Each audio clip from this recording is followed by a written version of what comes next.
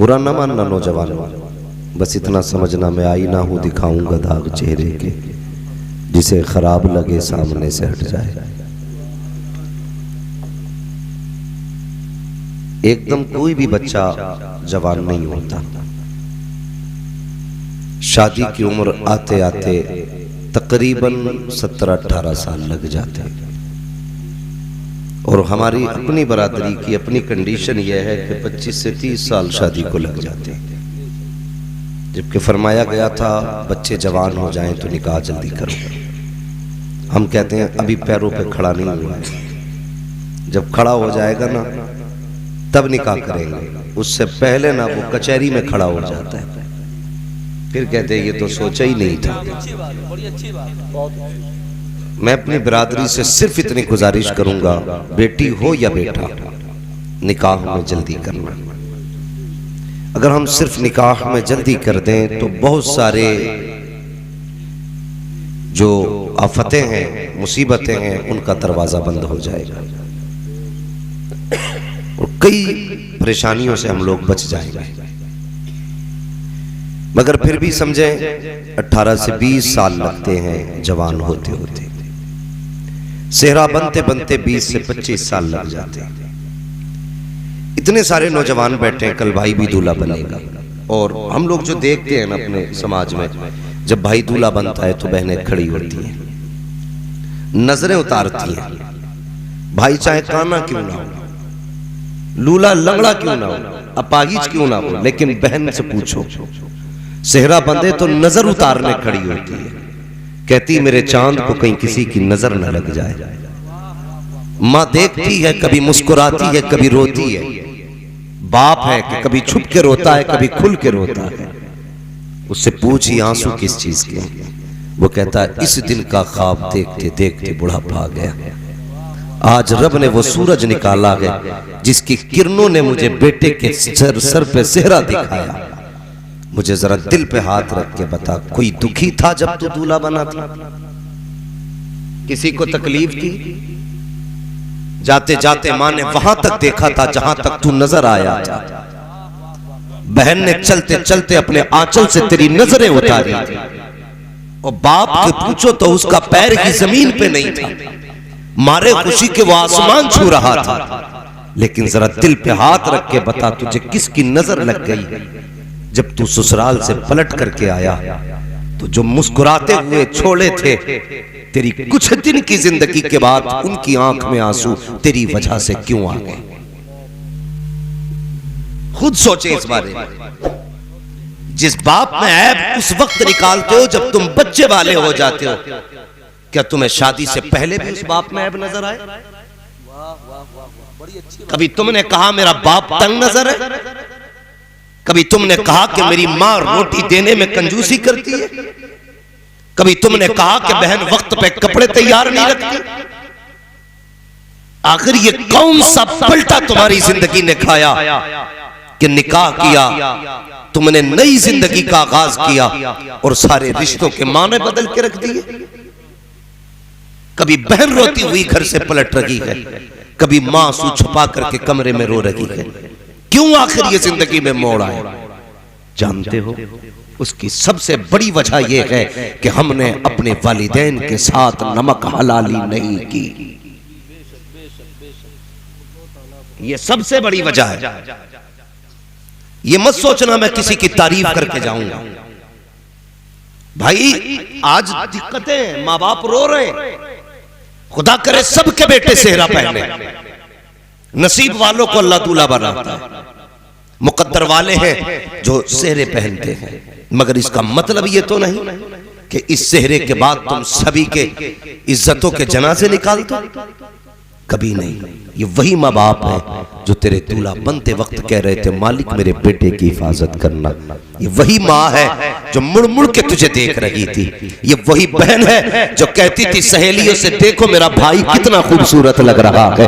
आज मुझे बता तो सही, जब वही बहन तेरे दरवाजे पे आती है, कभी चेहरा मोड़ लेता है, कभी हाथ पीछे कर लेता है, कभी कहता है तेरे आने से सुख चला जाता है, कभी कहता है तेरे आने से झगड़े बढ़ जाते हैं, वो बहन जो तुझे मुड़ मुड़ के देख रही थी, तू आज उसे एक नजर देखने तैयार नहीं है। पता इस बहन का कसूर क्या है, इसकी खता क्या है? सिर्फ इतना कसूर है कि खुदा ने इसे बेटी बनाया है, इसे बेटी बनाया है। लेकिन याद रखना मेरे प्यारे, जब दुनिया साथ छोड़ देगी तब यही बहन तेरे बाजू में नजर आएगी, यही बेटी तेरी बगल में नजर आएगी। और यार जब बेटे धक्का देते हैं तब बेटियां सीने से लगाया करती है, इनसे चेहरे ना मोड़ना, इनसे रिश्ते ना तोड़ना।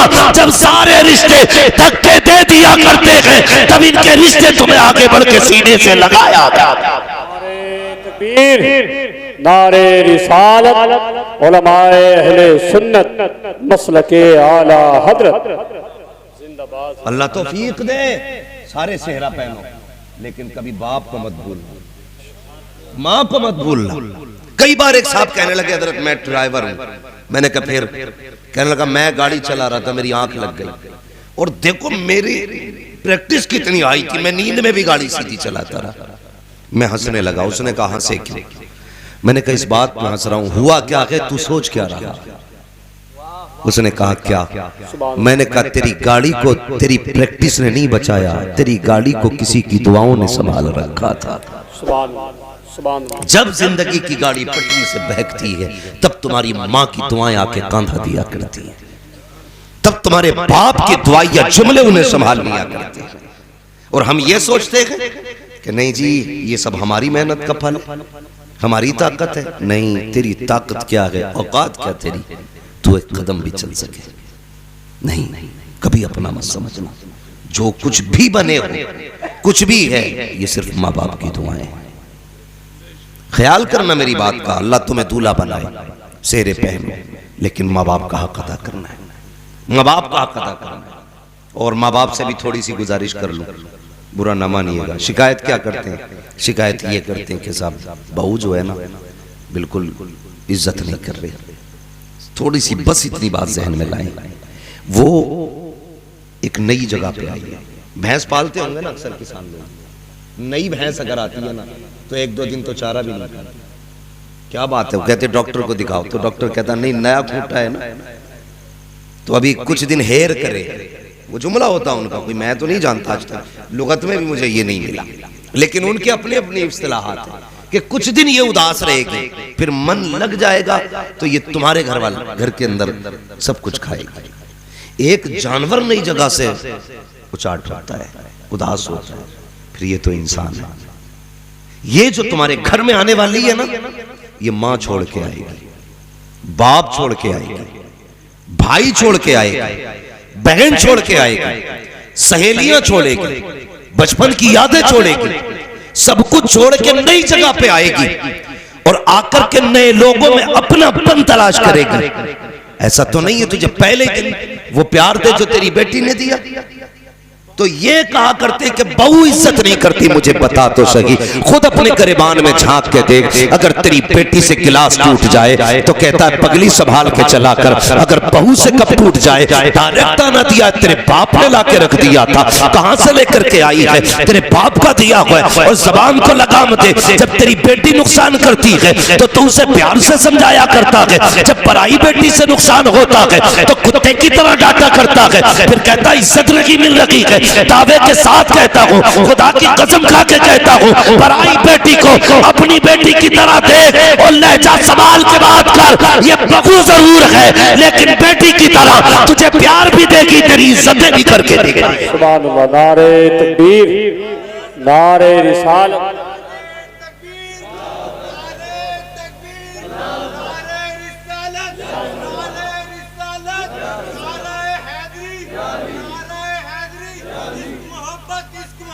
आला हजरत, आला हजरत, अल्लाह।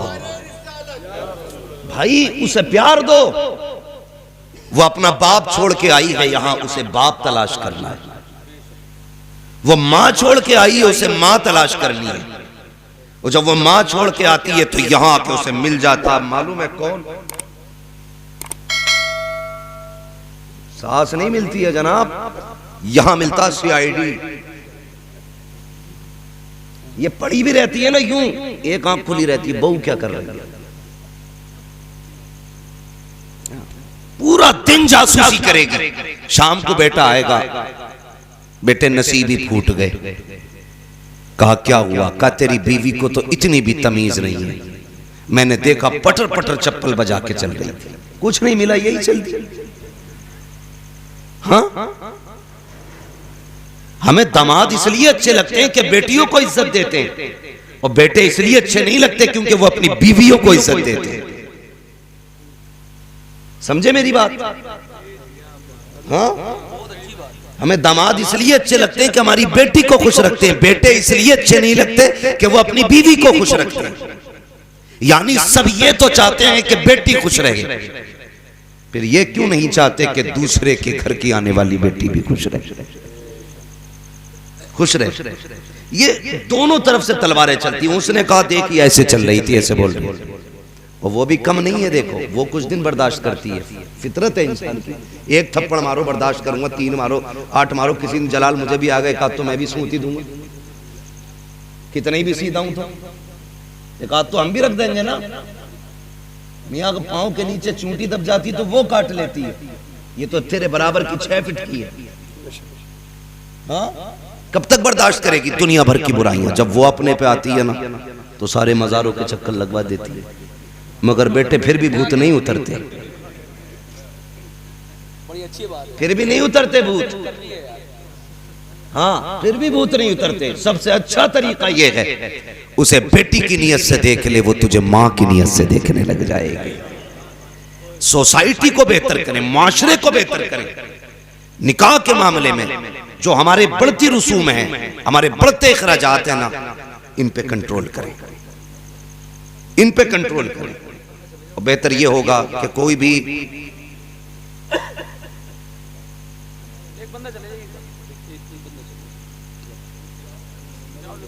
कोई भी नाजायज काम, फजूल खर्ची ये नहीं होनी चाहिए।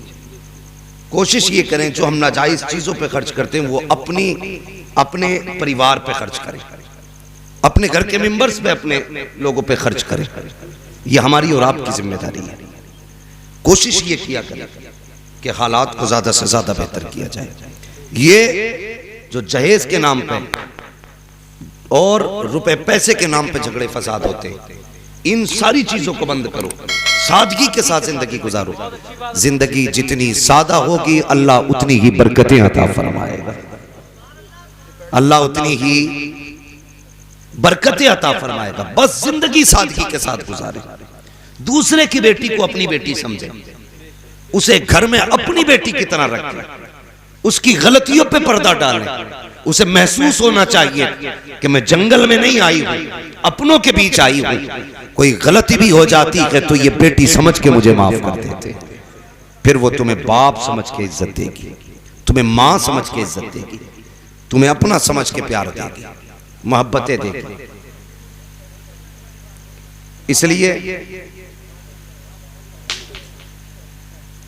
इसलिए कोशिश ये करें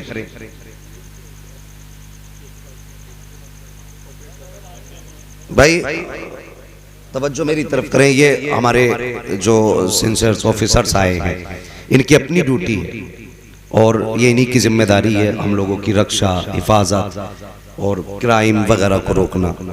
तो ये इनकी जिम्मेदारी है और ये इनकी बहुत बड़ी कुर्बानी होती है, रातों रात जागना भागना हमारे और आपके लिए।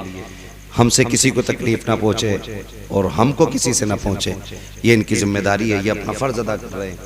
आप तवज्जो थोड़ी देर मेरी तरफ कर लें, तवज्जो है। लग रहा है आपको नींद लगने लगी।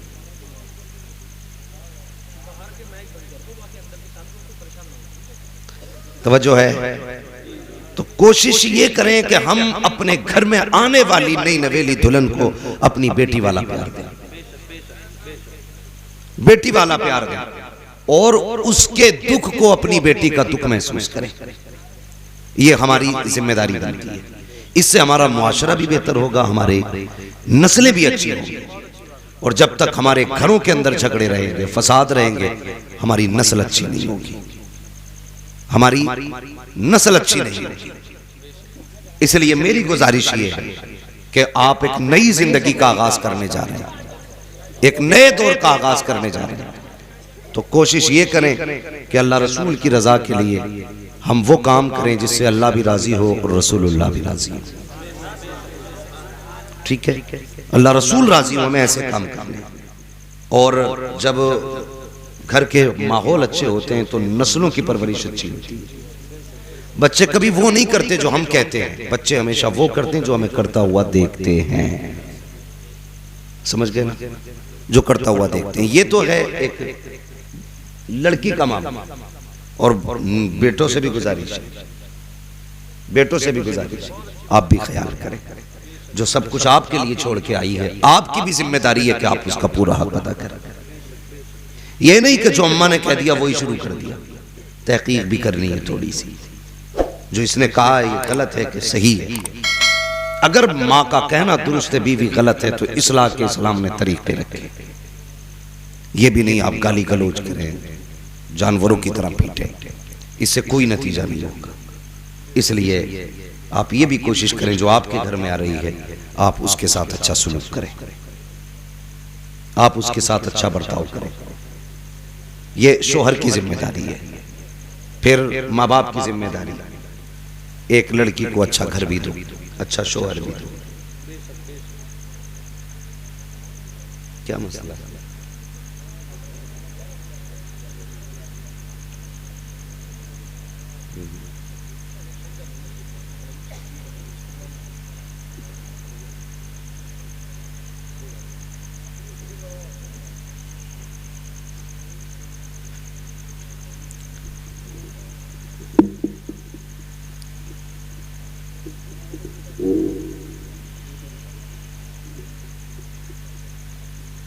दुरूद पाक पढ़ लीजिए। अल्लाहुम्मा सल्ली अला सय्यिदिना व शफीइना व नबीना मौलाना मुहम्मदिन मअदिनिल जुदी वल करम व आलिहि व अस्हाबिहि व बारिक वसल्लम। सलातु व सलामुन अलैका या रसूलल्लाह सल्लल्लाहु तआला अलैहि वसल्लम। एक बार और दुरूद पाक पढ़ लीजिए। अल्लाहुम्मा सल्ली अला सय्यिदिना व शफीइना व नबीना मौलाना मुहम्मदिन मअदिनिल जुदी वल करम व आलिहि व अस्हाबिहि व बारिक वसल्लम। सलातु व सलामुन अलैका या रसूल सल्लल्लाहु तआला अलैहि वसल्लम। तवज्जो है आप लोगों की? चलें थोड़ा सा आगे। थोड़ी सी तवज्जो।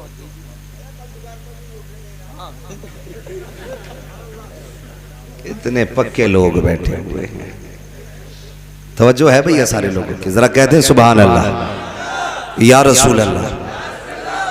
तो कोशिश अपने घरों को बेहतर से बेहतर करने की। नई जिंदगी है, आगाज है इसका। हम माँ बाप को माँ बाप का हक देंगे, बीवी को बीवी का हक देंगे, औलाद को औलाद का हक देंगे। और निकाह सुन्नत है मेरे उसूल। क्या है? मर्द का क्या है? हक है। एक वक्त में कितने निकाह, कितने कितने कर सकते हैं? माशाल्लाह जो बोल रहे हैं अल्लाह उनकी जुबानों को सलामत रखे। कितने? 4 कर सकते हैं ना। लेकिन एक बात याद रखें, 4 करें जरूर, लेकिन उन्हें इजाजत है दूसरे की भी जो दोनों में इंसाफ कर सके, जो इंसाफ कर सके। कूदे फिरते निकाह के चक्कर में है, उतावले रहते। और जहां तक मामला निकाह का आता है ना भाई, सलात तो सलाम पढ़ लो, मसला क्या है? ऐसे माहौल में तकरीर नहीं होती। तो एक बंदा बात कर ले, हाजी जी आगे बात करके, फिर हर बंदा जाके कम जा रहा है, ये कम कर लो, वो बढ़ा लो।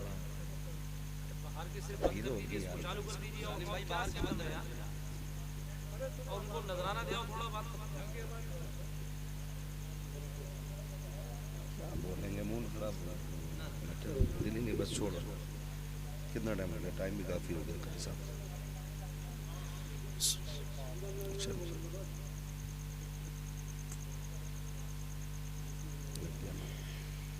जो है भाई, बात खत्म कर लो, मैं बस अब बात समेटने लगा हूँ, कभी तकरीर फिर सुन ले। फरमाया गया हुन्ना लिबासुल लकुम व अंतुम लिबासुल लहुन, ये औरतें तुम्हारा लिबास है और तुम औरतों का लिबास हो। इसका मतलब ये है तुम्हें उनके ऐबों पे पर्दा डालना है और औरतें तुम्हारे ऐबों पे पर्दा डालें। ये बहुत अहम इस्लाम ने सबक दिया है। ये जो फसाद फैल रहे हैं ना, ज्यादातर तलाक और झगड़े और कोर्ट कचहरी जो हो रहे हैं, जो हराम खोरों को दलाली भी हम देते हैं, रिश्वत भी हम देते हैं ना, ये सिर्फ इसी सबक को भुलाने की वजह से होता है कि बीवी अपने शोहर के ऐब अपने मैके में बयान करती है और शोहर अपनी बीवी के ऐब अपने यारों में बैठ के बयान करता है। इसकी वजह से सबसे बड़ा फसाद होता है, इसकी वजह से सबसे बड़ा नुकसान होता है उम्मत का। निकाह करने के लिए उतावले रहते हैं, पागल बने घूमते, बीवी मरे 6 महीने नहीं हुए, घूमता फिर रहा, कहीं मिलेगी करा दो,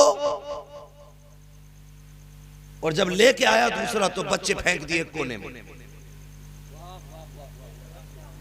और अपने शौक में डूब गया। सिर्फ हिसाब औलाद से नहीं होगा कि बाप के साथ क्या किया, बाप से भी हिसाब होगा कि औलाद के साथ क्या किया। यह भी एक अहम मसला है, यह भी कान खोल के सारे लोग सुने। निकाह करो तुम्हारी मर्जी है, लेकिन इंसाफ करो, बीवी के साथ भी बच्चों के साथ भी। कई बार ऐसा होता है कि हम जुल्म करते हैं, ज्यादती करते हैं कि हमने निकाह तो कर लिया, लेकिन वो कहती नहीं मेरे साथ रहना पड़ेगा, तेरे बच्चों का साथ रहना मुझे अच्छा नहीं लगता, तेरे बेटे की आवाज अच्छी नहीं है, तेरी बेटी से मुझे नफरत है। और याद रख, इसकी माँ जरूर चली गई है लेकिन इसका खुदा जिंदा है, इसका मुस्तफा जिंदा है, इस पे सितम होगा, कोई देखे न देखे खुदा देख रहा है। जब ये रोएगी किसी को एहसास हो ना हो, लेकिन मुस्तफा को एहसास हो जाता है हम कितना सितम करते हैं। अपनी खुशी के लिए दूसरा निकाह किया और उस लंगूर की बच्ची को लाने के बाद उसकी खुश खुशियों की खातिर बच्चों को तकलीफें मत दिए देना कभी भी। तुम्हारी मर्जी के जितने निकाह करो, जहां तक इस्लाम ने जायज रखे हैं, लेकिन बच्चों के साथ इंसाफ करो। दिल टूट जाता है। एक बच्ची का फोन आया, उसने कहा था मौलाना कभी ये तकरीर भी कर देना कि बच्चों को छोड़ के बीवियों के साथ रंगरंगीली न मनाया करो। मैंने कहा बात क्या है, क्या हुआ? उसने कहा मेरी 12 साल उम्र है। कहा फिर तुझे क्या हुआ? कहा मैं सिर्फ 8 साल की थी, मेरी माँ का इंतकाल हुआ,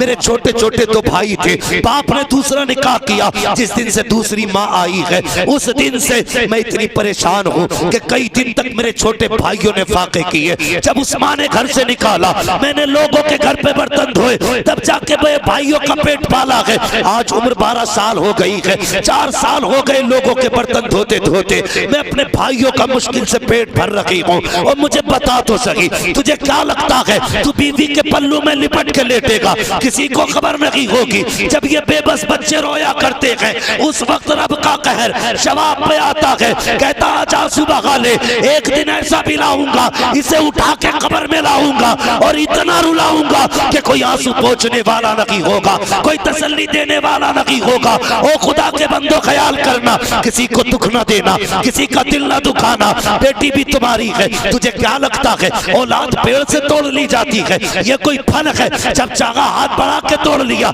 ओ यार ये हर किसी को नसीब नहीं होती है। उनसे पूछ जिन पे औलाद नहीं है, किस मजार पे जाके भीख नहीं मांगी, कौन सी मस्जिद में जाके नहीं रोए है, हर जगह गए हैं, झोली फैलाते रखे। लेकिन कुरान कहता है अल्लाह जिसे चाहता है बेटी अता करता है, जिसे चाहता है बेटे अता करता है, और जिसे नहीं चाहता उसे कुछ नहीं देता है। तुझे औलाद मिल गई, तूने नाशुक्री की है, मर के देख वो सजा मिलेगी, कोई संभालने वाला ना होगा। इसलिए मेरे भाई निकाह करो तुम्हारी मर्जी है, लेकिन बच्चों के हक अदा करना, उनके साथ ना इंसाफी ना करना। ऐसी जिंदगी गुजार के जा, बच्चे खुश होके कहे मालिक जो बाप तूने दिया था उसके शुक्रिया में हम तेरी राह में सजदा कर रहे हैं। खुदा की कसम मदीने वाला भी राजी हो जाएगा, खुद खुदा भी तुझसे राजी। सबके अपने अपने हक, सितम न कर वरना वो दिन भी आएगा अल्लाह कब्र में जब गिराएगा। आज रो ना, कभी भाई आंसू पोंछ देता है, कभी माँ आंसू पोंछ देती है, लेकिन जब कब्र में रोएगा ना कोई आंसू पोंछने वाला नसीब नहीं होगा, कोई तसल्ली देने वाला नहीं होगा, कोई संभालने वाला नहीं होगा। उसकी फिक्र कर, निकाह कर, तेरी मर्जी है, किसी पे सितम न करना। किसी पे जुल्म ना करना। और जाओ इस महफिल में ये सोच के मत जाना कि हम अपनी बेटियों को जाकर के नसीहत करेंगे। भाई साउंड की थोड़ी आवाज खोल दें, इसकी आवाज बिल्कुल बंद हो गई है, ये मेरी आवाज बंद करने वाला है।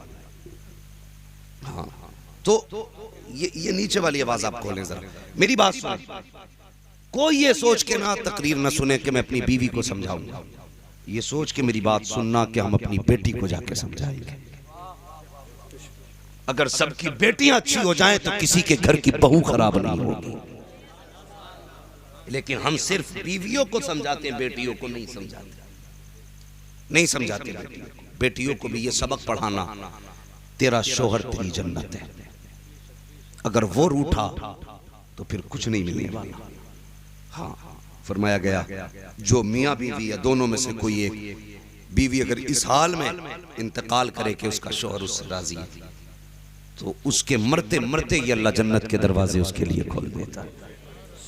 कितनी बड़ी बात है ना, कितनी बड़ी बात है। और खास करके यार मैं दुआ करता हूं अल्लाह किसी औलाद को यतीमी का दाग ना दे। माँ अगर चली जाए ना, बंदा मिस्कीन हो जाए तो फिर बहुत मुश्किल हो जाता है, बहुत मुश्किल हो जाता है। ईद आई, कई लोगों ने सिर्फ मुझे मुबारकबादियां दी, मैंने मैसेज के जरिए देखा, यहां तक मुबारकबादियां थी कि हमारा घर कोई नहीं है, बस हम आपको सुनते हैं, आपको सब कुछ मानते हैं, बस चाह आपको मुबारकबाद दे दें, हमारा दिल ठंडा हो जाएगा। उस दिन मुझे एहसास हुआ जिसके पास अपने नहीं होते वो कितना अकेला होता है। कभी ये भीड़ हमारी तन्हाई दूर नहीं करती, कभी कभी महफिलों में लोग बैठे हुए भी अकेले होते हैं। ये एहसास करें आप अपने अंदर, महफिलों में बैठे हुए लोग भी अकेले रह जाते हैं, और कभी जंगल में अकेला इंसान भी तन्हा नहीं होता है, कायनात साथ।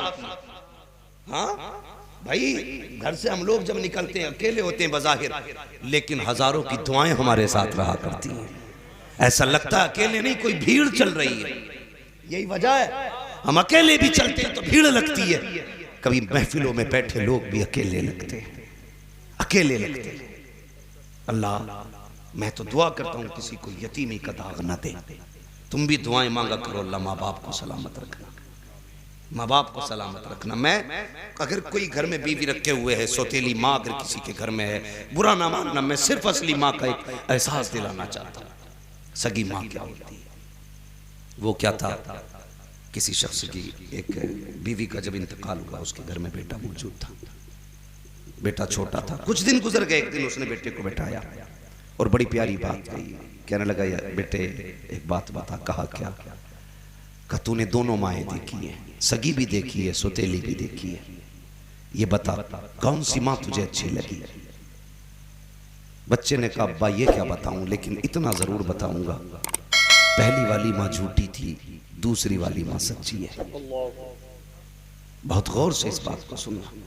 उसने कहा पहली माँ झूठी थी, दूसरी माँ सच्ची है। बाप तब परेशान हो गया, कहने लगा कैसा बेटा है, जिस माँ ने दूध पिलाया उसकी बुराई कर रहा है, जिसने सीने से लगाया उसकी बुराई कर रहा है, जो रातों को जाग के इसकी परवरिश करती रही उसकी बुराई कर रहा है, और जिसने पाला नहीं उसकी तारीफ कर रहा है। बैठ गया, कहने लगा बेटा मैं समझा नहीं, कहना क्या चाहता है? तो बच्चे ने कहा था अब्बा समझना चाहते हो? कहा हाँ। तो बाप ने कहा बेटे बता तो सही। बच्चे ने कहा अब्बा पहली माँ इसलिए झूठी थी, अगर मैं कोई शरारत था वो कहती थी तुझे रोटी नहीं दी जाएगी, अब्बा मैं फिर भी नहीं मानता, और उल्टा माँ से नाराज होता तो वो मुझे गोद में बैठाती, कहती तुझे मेरे दूध की कसम है खाना खा ले, तुझे मेरी कसम है खाना खा ले। आधी रात हो जाती, अब्बा मैं जब तक न खाता था वो माँ नहीं खाया करती थी, जो दिन भर कहती थी रोटी नहीं दूंगी वो मेरे बगैर खाया नहीं करती थी। ए अब्बा अगर मैं शरारत करता, घर से बाहर निकलता, वो दौड़ के पकड़ती, मैं हाथ नहीं आता, वो आवाज दे के कहती जा तो रहा है, दरवाजा नहीं खोला जाएगा। कहा अगर मैं डर की वजह से देर कर देता आने में, तो वो घर से दुपट्टा सर पे डाल की और लोगों से पूछा करती थी मेरा चांद देखा हो तो बताओ, मेरा लाल देखा हो तो बताओ। अब्बा जी वो इनकार करने के बावजूद भी मुझे तलाश करती थी, लेकिन ये जो माँ आई है ये इतनी सच्ची है, अगर ये कह देती है कि तुझे खाना नहीं दूंगी, अगर कम शरारत भी करूं अब्बा मुझे रोटी नहीं दी जाती है, मैं इसके पैरों में बैठ के रोटी मांगता रहता हूँ। अब्बा मैंने कितनी रातें फाके से गुजारी है, तुझे क्या मालूम है कितने दिन मैंने बिना रोटी के रोजा रखा है। ए मेरे बाप तुझे क्या पता है, हल्की सी खता हो जाए दिन भर फाके से रहा करता हूँ। अगर मैं घर से निकलने लगूं कहती है दरवाजा नहीं खोला जाएगा, अगर देर हो जाती है दरवाजा बंद कर देती है। ए मेरे बाप तुझे क्या पता है कितनी रातें मैंने सर्दी की दरवाजे पे काटी है। जो कहती है करके दिखाया करती है, और वो जो कहती थी कभी किया नहीं करती थी, इसलिए मैंने कहा है वो झूठी थी ये सच्ची है। कहा बेटे मामला क्या है, बाप की चीख निकली, उसने कहा बेटे बाप झूठ और सच की नहीं है, बात ये है कि जिस माँ का लाल होता है उसी माँ को दर्द होता है, जिसका लाल नहीं होता उसे दर्द नहीं होता।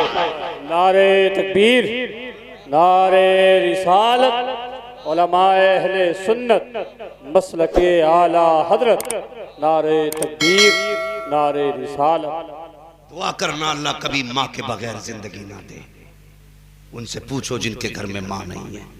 मैं जानता हूं हम ईद किसे कहते हैं, नुमाइश को, तमाशे को, मेले बाजारों को, नए कपड़ों को, नए जूतों को? नहीं, ये कोई ईद नहीं है। कसम खुदा की, जाओ देख लो जिनके घर में माँ नहीं है। अगर वो 10 लाख का सूट पहन के भी घर में कदम रखे और दुआएं देने वाली, झुर्रियों वाली, पेशानी वाली माँ नहीं होती ना, तो लाखों के जोड़े भी फीके लगते हैं। और घर में माँ बाप अगर मौजूद हों तो पैबंद लगे कपड़ों में भी ऐसा लगता है आज हजारों ईदें आ गई है। ये माँ बाप होते हैं, ये माँ बाप होते हैं यार। मैं जानता हूं, मैंने ईद के दिन लोगों को रोते देखा है, ईद के दिन लोगों को रोते देखा है। मैं मिला, मैंने पूछा रोने की वजह, उसने कहा सब कुछ है, सिवैयां भी है, मीठा भी है, कपड़े भी है। मैंने कहा फिर किसी ने कुछ कहा नहीं? कहा नहीं इसलिए तो रो रहा हूं। मैंने कहा क्यों? कहने लगा काश आज माँ होती जो माथा चूम के कहती मेरे लाल किसी की नजर न लगे, तो फिर ईद हो जाती, फिर ईद होती है। यकीन करें माँ नहीं होती तो ईदें भी फीकी रहती हैं, और माँ घर में हो तो हर दिन ईद होती है, बाप मौजूद हो तो हर दिन ईद होती है। हम कहते हैं ना माँ बाप मेरा सख्त है, बाप सूरज होता है और सूरज की फितरत गर्म होना है, लेकिन जिस दिन छुप जाए उस दिन अंधेरा हो जाता है, उस दिन अंधेरा हो जाता है। कभी बाप से नाराज मत होना, खुदा की कसम सबसे पहले बाप टूटता है।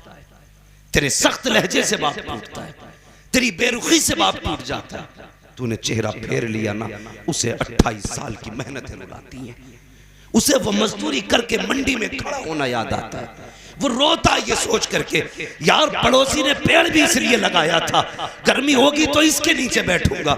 मैंने तो 28 साल अपना लाल पाला था, ये सोच के पाला था जब बुढ़ापे की लाठी सारी टूट जाएगी तब मेरा बेटा मेरा लाठी बनेगा, जब मेरी कमर दर्द करेगी मेरा बेटा मेरी कमर की ताकत बनेगा। आज इसने ही अकेला छोड़ दिया यार। फिर वो लाठी देख के रोता है कि इस बेटे से तो मेरी लाठी बेहतर थी, जो अपनी मर्जी से नहीं मेरी मर्जी से चला करती थी, जो कभी छोड़ के नहीं गई है यार। वो कहा था किसी ने, पेड़ उम्मीदों का ये सोच के काटा ना गया, फल ना आ पाएंगे इस पे तो हवा ही देगा। लोग फल ना पेड़ लगाते हैं साए की नीयत से, बाप औलाद पालता है मदद की नीयत से। कभी बाप को अकेला ना छोड़ना, अगर कमर झुकती दिखाई दे बगल में हाथ डालना, कहना झुकना नहीं, संभालने के लिए तेरा 28 साल का बेटा मौजूद है। जिंदाबाद जिंदाबाद। ये जिंदगी गुजार के, ऐसी जिंदगी गुजार के जाओ।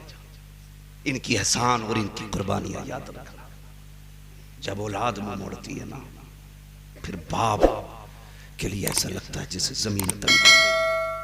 इसलिए उस दर्द को भी तुम महसूस नहीं कर सकते जो तुम्हारे तानों पे बाप को होता है, और उस खुशी को भी तुम सोच नहीं सकते जो तुम्हारी तरक्की पे बाप को होती है। सोच नहीं सकते। कभी ये मत कहना मेरा बाप मेरे लिए कभी नहीं रोया। बाप चूंकि घर का मजबूत एक पिलर होता है, क्योंकि बुनियाद बाप है, अगर वो रो दिया सबके सामने तो घर टूट जाएगा। रोता बाप भी है, लेकिन कभी खुल के नहीं रोता, छुप के रोता है। कभी ये मत समझना मेरे लिए नहीं रोया, मेरा बाप जो है कभी रोया नहीं। मैं उस दिन लेट हो गया था, लोग कहते मैं लेट हो गया था ना, मेरी माँ कभी दरवाजे पे कभी बिस्तर पे और अब्बा बिस्तर पे लेटे हुए थे। मैंने कहा कसम खा के बता, अगर माँ बेकरार थी तो नींद तेरे बाप को भी नहीं आई होगी, नींद बाप को भी नहीं आई होगी। इसलिए घर में बीवियां आए, उसको पहला सबक पढ़ा दो, याद रख मेरे माँ बाप मेरी जन्नत है और मैं तेरी जन्नत हूं। अगर तू अपनी जन्नत बचाना चाहती है तो मेरी जन्नत की हिफाजत करना। ये कहो अपनी बीवी से, अगर तू अपनी जन्नत बचाना चाहती है तो मेरी जन्नत की हिफाजत कर। हम यार कई बार हमारे बाप ने कहा बता बेटे क्या खाएगा। मौलाना सनात साहब आप भी ईद के त्योहार पर घर जाते होंगे, बच्चों से मिलते होंगे, आप भी पूछते होंगे बच्चों बताओ ईद आज क्या खाना चाहोगे। हर बाप अपनी औलाद से पूछता तेरी मर्जी का बनेगा। एक बार कभी बाप को खड़ा कर माँ को बैठा, फिर पूछ बताओ आज तुम्हारी मर्जी का बनेगा। कभी उनसे भी कहना तुम्हारी मर्जी का बनेगा, जो कहोगे वो बनेगा। खुदा की कसम वो तुझसे खून नहीं मांगेंगे तेरा, जिगर नहीं मांगेंगे तेरा, मैदा गुर्दा नहीं लेंगे तेरा। वो जो भी कहेंगे खुदा की कसम याद रखना वो तेरे लिए सुकून होगा, सुकून होगा। माँ तो माँ ही होती है यार, बाप बाप होता है। कई लोगों को मैंने देखा है, सबसे आदमी कब कब देखा जाता है सबसे ज्यादा? दो बार। और दो बार कब? नंबर एक जब दुनिया में आता है तो ज्यादा लोग उसके मुंह देखने आते हैं। नंबर दो जब दुनिया से जाता है तो मुंह देखने लोग आते हैं। नंबर तीन जब दूल्हा बनता है बंदा तब लोग देखने के लिए आया करते हैं। ये खुशी के मौके होते हैं जब सबकी नजर तुझ पे होगी। ये तीन मौके आएंगे, एक गुजर गया, या दूसरा आने वाला है, या दूसरा भी गुजर गया, फिर तीसरा आएगा, फिर तीसरा आएगा। मेरे भाई बस इतना ख्याल कर जो मैं कहने लगा हूं, बहुत गौर से मेरी बात सुन। ये मौके आते हैं कुछ जिंदगी में जिसमें लोग सब तुझे देखते हैं। मैंने ऐसे खुशी के मौके पे भी लोगों को रोते देखा है। क्यों जानते हो? जब बड़ी खुशी होती है और कोई अपना बहुत करीबी याद आता है ना तो फिर बंदा रो देता है। बहुत खुशी के मौके पे भी किसी अपने की याद आती है। इसलिए हमारी खुशियां भी हमारे माँ बाप से है, हमारी हिम्मत भी हमारे माँ बाप से है, हमारा उरूज भी हमारे माँ बाप से है। नहीं, ये बाजू की ताकत नहीं, दुनिया हम बात को जानती है, ये मेरा कमाल नहीं, बल्कि वो कहा था किसी ने बुलंदियों का बड़े से बड़ा निशान छुआ, उठाया गोद में माँ ने तब आसमान छुआ। जब माँ उठाती है तब बंदा ऊंचा होता है। तो तेरी तरक्की का सबसे बड़ा पिलर तेरे माँ बाप है। अपनी बीवी से कहना तेरी जन्नत मैं हूं, मेरी जन्नत मेरे माँ बाप। अगर अपनी जन्नत बचानी है तो मेरी जन्नत का ख्याल करना है, मेरी जन्नत का ख्याल करना। नसीब वाले जिन्हें नेक बीवियां भी, और ये नेक फैक्ट्री में नहीं बनती, ये नेक भी रब के करम से बनती है। रब जिन पे मेहरबान होता है उन्हें नेक बीवियां देता है। रिश्ता कितना प्यारा है, कितना अच्छा इस्लाम ने कर दिया। हुन्ना लिबासुल लकुम व अंतुम लिबासुल लहुन, तुम उनका लिबास हो वो तुम्हारा लिबास है। लेकिन हमने एक दूसरे के कपड़े नोच डाले, हम एक दूसरे को नंगा करने पे लगे। बीवी से इज्जत चाहने में लगा है शौहर, मैं अपनी बीवी की बुराई कर दूं लोग मुझे अच्छा समझे। नहीं बेवकूफ, जो बीवी की बुराई चौखट पे खड़े होके या चौराहे पे करता है, समाज सुनता जरूर है लेकिन कहता हुआ जाता बहुत गंदा आदमी है भाई। कहते कि नहीं, बहुत गंदा आदमी है भाई। और ये खुश होता मैंने अपनी बीवी की ऐप बता दी, अब लोग मुझे अच्छा समझेंगे, बीवी को बुरा। बीवी तुझसे भी गुजारिश है शोहर के अब सहेलियों में बयान न करना। तकलीफ हो खट से फोन उठा के मां से ना कहना मेरे शोहर में ये कमी है, निभा उसे, फिर देख अल्लाह कितनी इज्जतें तुझे देता है। वो नहीं सुना, वो मैंने बुजुर्गों को फरमाते सुना, वो किसी शख्स ने ना बेटी का रिश्ता कर दिया। बेटियां भी यार कैसी बेटियां होती हैं, सबकी बात नहीं करता। कुछ तो बाप को गिरबान पकड़ के कहती है कि इतने किलो का फ्रिज चाहिए। मैं उन बेटियों की बात नहीं करता, मैं उन बेटियों की बात करता हूं जो बाप के आंसू की जगह, पसीने की जगह अपना खून बहाना जानती है। उन बेटियों की बात करता हूं। किसी ने कर दिया बेटी का निकाह, आ गई रुखसत होकर के, और उसका शौहर बीवी के लायक नहीं था। पूरी जिंदगी उसने शौहर के साथ गुजारी, किसी को एहसास तक नहीं होने दिया, एहसास तक नहीं होने दिया। जब कब्र में दफनाया गया पूरा कब्रिस्तान महक रहा था, लोग इकट्ठा होके आए, यार बीवी तेरी है, बता अमल क्या था। उसने कहा कोई खास अमल नहीं, सब कुछ मामूल के मुताबिक था। कहा क्या हुआ। कहा तेरी बीवी की कब्र की मिट्टी से मुझको अंबर की खुशबू आ रही है। कौन सी नोकी की। उसने कहा आज ये राज खोलना पड़ गया, जो बरसों पुराना राज था, आज वो खोल रहा हूं। कहा क्या। कहा मैं बीवी के लायक नहीं था, लेकिन पूरी जिंदगी उसने मेरे साथ गुजार दी। ये राज अपनी माँ तक से ना कहा, मेरी इज्जत बचा के चली गई। गोया कब्र की मिट्टी कह रही थी, जो बेटियां शोहर की इज्जत बचा के लाती है, अल्लाह कब्र में उसकी इज्जत की हिफाजत करता है और इतनी इज्जत देता है, उसकी कब्र को मुझको अंबर का ढेर बना देता है। अगर चाहते ये हो कब्रें महके, तो बेटियों शोहरों की इज्जतें किया करो, अल्लाह तुम्हें इज्जतें अता फरमा दे। नारे तकबीर, नारे रिसालत, मसलके आला हजरत। खैरियत है सारे लोग। ना मत में खोलो, अब हो गया, अब हम ही खुलने वाले हैं। बस तवज्जो करें मेरे भाई। इसलिए बेटियों को तालीम करें। और तो बीवियों को जाके समझाओगे तो फिर इस्लाह। अगर तुम कहोगे अम्माद आया था ऐसे कह रहा था, वो कहेगी तुमसे भी तो कह रहे थे, बात बराबर। ना तुम अमल करो ना हम अमल करें, यही तो मसला होगा ना फिर। इसलिए मेरी गुजारिश ये है, हम अपनी बेटियों की इस्लाह करें। वो कुछ दिन पहले सोशल मीडिया पे एक वीडियो वायरल हुआ, वो अपनी बेटी के बारे में ऐलान कर रहा था, मैं अपनी बेटी को अपनी जायदाद से बेदखल कर रहा हूं, आज से ये मेरी बेटी नहीं। ये कह रहा था आज से ये मेरी बेटी नहीं। आखिर में उसने कहा था मैं तमाम बापों से एक बात कहना चाहता हूं, सारे बापों से एक बात कहना चाहता हूं। कौन सी बात जानते हो। उसने कहा मैंने एक गलती जो की है वो तुम ना करना। कौन सी गलती। उसने कहा बेटी को MBBS बनाना या ना बनाना, लेकिन बेटियों को मुस्तफा का दीन जरूर सिखा देना। उसने कहा जिस बेटी को 22 साल पाला, वो लड़के के साथ भागी और कहती मेरे बाप से मेरा कोई रिश्ता नहीं। कहने लगा एक गलती की थी, मैंने बेटी को सब कुछ पढ़ाया, दीन नहीं पढ़ाया था। काश मैंने बेटी को दीन पढ़ाया होता ना, तो मेरी बेटी भी कनीज़े फातिमा ज़हरा होती, मेरी बेटी भी कनीज़े फातिमा ज़हरा होती। इसलिए मेरी गुजारिश है बेटियों को दीन पढ़ाओ, घरों के माहौल अच्छे करो। बहन बेटियों से गुजारिश है मियाँ बीवी के रिश्ते अच्छे करो। शोहर थक के आए तो बीवी की जिम्मेदारी है आगे बढ़ के आए, उससे पहले अपनी जरूरत का सवाल न करे, उसकी जरूरत का सवाल करे। पूछे पानी चाहिए, ये खाना चाहिए, खड़ी हो जाओ उसके आगे। बस अगर वो मुस्कुरा के तुझे देख लेगा, अल्लाह तेरे सारे गुनाह बख्श डालेगा। लेकिन पहले ही प्लान करे बैठी रहती है। मैं बात करता अगर इसने आवाज न पकड़ी होती। हाँ बस मैं दो बातें और कह दूं। पहले ही प्लान रहता, आज आएगा ना तो आज उससे ये भी पूछना वो भी पूछना है। नहीं मैंने नहीं, ना कोल्ड ड्रिंक न शिकंजी, मैं पीते ही नहीं हूँ। ये माइक गड़बड़ कराती है उन्होंने आके, बलाएं आती हैं तो ऐसे ही आ जाती हैं। कहीं ना कहीं तो भाई साहब साइड इफेक्ट पड़ता ही है। अगर एंटीबायोटिक भी लोगे ना तो कहीं ना कहीं नुकसान जरूर करती है। मसला जो है मैं बता दूं आपको, तो वो पहले से प्लानिंग होती है शोहर को परेशान करने की। ना बेटी अपने शोहर को परेशान न करना, जलील न करना शोहर को। तेरी शोहर तेरी इज्जत है, तेरी शोहर तेरा शोहर तेरी जन्नत है। कोशिश करना उसे राजी करने की।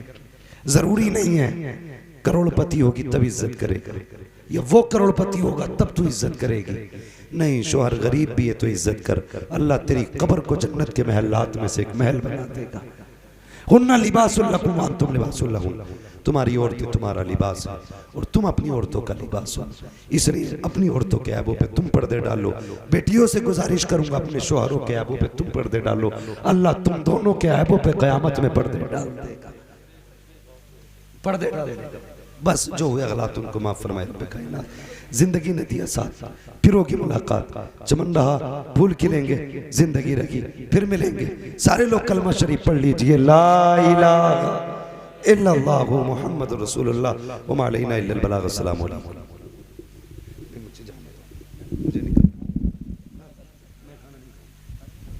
हेले हेले नात वाला कर दीजिए। हाँ ठीक है। हेले